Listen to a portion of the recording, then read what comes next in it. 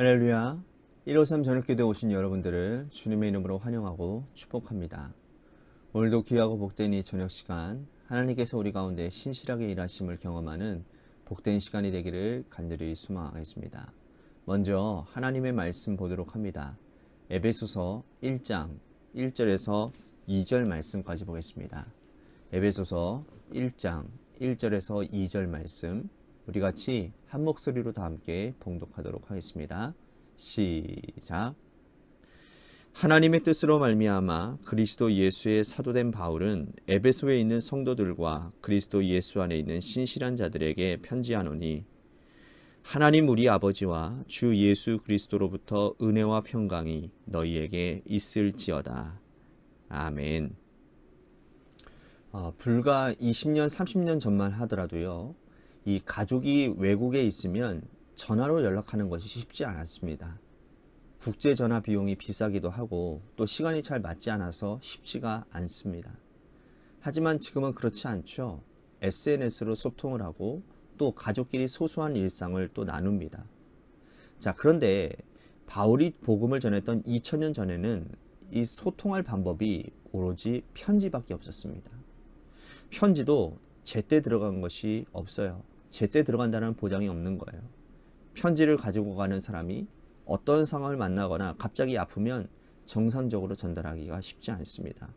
그럼에도 불구하고 오늘 우리는 바울이 기록한 이 서신서를 이 자리에서 편하게 읽을 수 있다는 것 자체가 어떻게 보면 하나님께서 우리에게 허락하시는 특별한 은혜가 아니겠는가라는 그런 생각을 해봅니다. 신약성경 27권 중에 13권이 바울이 기록한 서신서입니다. 그 가운데 에베소서는 이 바울이 개척한 에베소 교회에 보내는 편지라고 할 수 있죠. 바울은 에베소 교회를 무척이나 사랑했습니다. 2차 선교 여행 때 에베소로 가서 복음을 전하려고 했지만 성령께서 막으셔서 유럽으로 인도하셨고, 바울은 3차 선교 여행을 에베소로 가게 되는 거예요. 바울은 이 3차 선교 여행 기간 대부분을 에베소에서 머물면서 마음을 다해 교회를 섬겼습니다. 두란노 서원을 세우고 3년 동안 열정적으로 복음을 전하고 기도하고 성도들을 섬겼습니다. 훗날 이 에베소 교회를 떠날 때에 이 장로들의 손을 잡고 교회의 미래를 당부하기도 했습니다.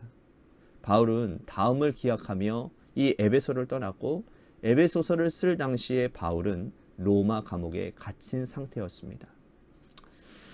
에베소서를 읽어보면 그가 교회를 얼마나 사랑하는지, 또 교회 공동체 성도들을 얼마나 어떤 자세로 교회를 섬기고 있는지를 아주 상세하게 기록하고 있습니다.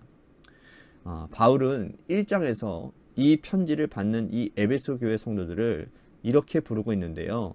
뭐라고 부르고 있느냐 하면 신실한 자라고 표현을 하고 있습니다. 신실한 자들.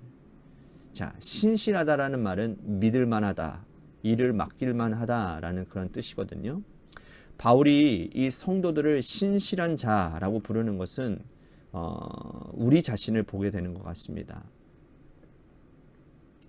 바울이 이 에베소 성도들을 신실하게 본 것처럼 하나님은 우리를 신실하게 보실까? 하나님 앞에서 신실한 사람으로 인정받는 것은 기쁜 일이라고 할 수 있습니다. 그렇다면 하나님 앞에서 신실한 자로 인정받으려면 어떻게 살아가야 될까요? 먼저 작은 일에 충성해야 됩니다. 하나님께서 맡겨주신 작은 일에 마음과 열정을 다해서 섬겨야 되는 거예요. 그러면 하나님께서 신실한 자로 인정해 주시고 큰 일을 맡겨주실 것입니다. 하나님은 처음부터 큰 사명을 맡겨주시지 않습니다. 여러분, 달란트 비유에서도요, 주님은 네가 작은 일에 충성하였으니 큰 일을 맡겠다고 말씀하시지 않습니까? 하나님은 우리에게 작은 일을 맡겨주시는데 그 일부터 최선을 다해서 신실한 자로 인정받아야 한다라는 것이죠. 이어서 바울은 삼위일체 하나님께서 교회를 위해서 어떻게 일하시는지를 설명하고 있습니다. 먼저 하나님의 사역을 말씀하고 있는 거예요. 그러면서 뭐라고 말씀을 하느냐 하면 하나님의 예정 사역에 대해서 말씀을 하고 있다는 거예요. 자, 하나님의 하신 사역은 예정이라는 겁니다. 뜻대로 우리를 예정하사라고 말씀을 해요. 자, 우리는 하나님의 예정 사역을 오해하면 안 됩니다. 날 때부터 지옥 갈 사람, 천국 갈 사람이 예정되었다라는 뜻이 아니라는 거예요. 하나님께서 모든 인간을 창조하시고 또 에덴 동산에 두셨고 또 그들을 에덴 동산에서 쫓아내기로 예정하신 것이 아니라는 겁니다. 하나님은 모든 사람을 구원을 하시기로 예정하신 거예요. 그죠? 단 한 분 예수 그리스도를 버리고 온 인류를 구원으로 예정하셨다라는 것이죠. 자, 인간 스스로 여러분 죄를 지어서 쫓겨나는 것이 에덴 동산이 아닙니다. 인간을 에덴에서 쫓아내실 때에도 하나님은 그들에게 가죽옷을 입히게 하셨거든요. 그리고 비록 죽음의 짐승의 가죽으로 수치를 가리지만 시간이 지나서 아들 독생자 예수 그리스도를 이 땅에 보내면 아들의 피로 너희들의 부끄러움을 영원히 가리겠다라고 하는 그 하나님의 위대하신 계획이었다라는 거예요. 이것이 하나님의 예정이라는 것이죠. 우리는 구원을 향한 하나님의 예정을 전하는 복음 전파의 사명을 받은 자들입니다. 하나님이 이 땅 모든 백성들을 구원하시기로 작정하셨는데 우리는 그 구원을 위해서 사명을 어떻게 감당하고 있는지를 우리들이 살펴봐야 될 것 같습니다. 바울이 1차, 2차, 3차 선교 여행을 통해서 열심히 복음을 전한 것은 하나님이 모든 인류를 구원하시고자 하는 예정하신 것을 이루기 위함이라는 것이죠. 열심히 복음을 전하고 최선을 다해서 전도한 바울을 본받아서 우리도 때를 얻든지 못 얻든지 믿지 않는 자들을 위해서 열심히 복음을 전해야 됩니다. 마치 믿지 않는 가족들, 복음을 영접하지 않은 사람들, 복음을 전해도 마음이 강팍해져서 받지 않은 그런 사람들에게 열정적으로 진리의 복음을 전하는 저와 여러분들이 되셔야 될 줄로 믿습니다. 자, 하나님은 이 구원을 위한 예정 사역을 하시고 그 예정을 몸소 이루신 분은 하나님 아들 예수 그리스도이십니다. 아버지께서 인류를 구원으로 예정하셨는데 여러분, 아들이 순종하지 않으면 그건 헛된 예정이 되는 겁니다.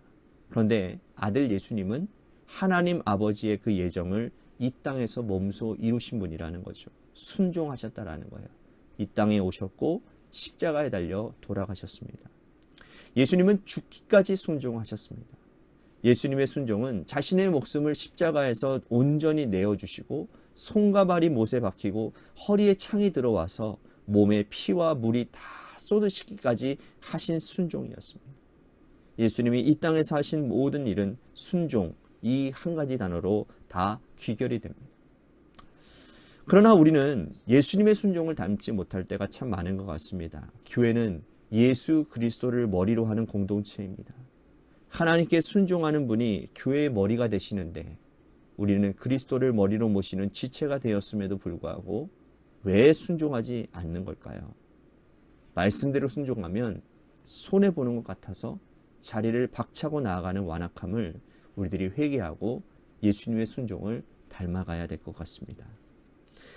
아버지 하나님, 아들 그리스도, 이제는 성령께서 하신 일들을 얘기하고 있습니다. 성령님은 인치심과 약속의 보증이 되셨다는 거예요. 우리는 예수 그리스도의 피로 구원받았음에도 불구하고 구원받은 사람인지 의심을 가질 때가 있다는 것이죠.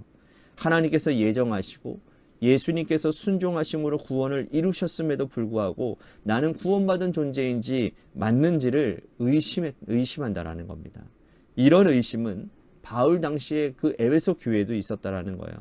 에베소 교회뿐만 아니라 갈라디아 교회, 고린도 교회에서도 거짓 선지자들이 와서 가짜 복음을 전하잖아요. 할례를 받아야 구원을 받을 수 있다라는 가짜 복음을 전합니다. 그때마다 성도들은 심히 흔들렸어요.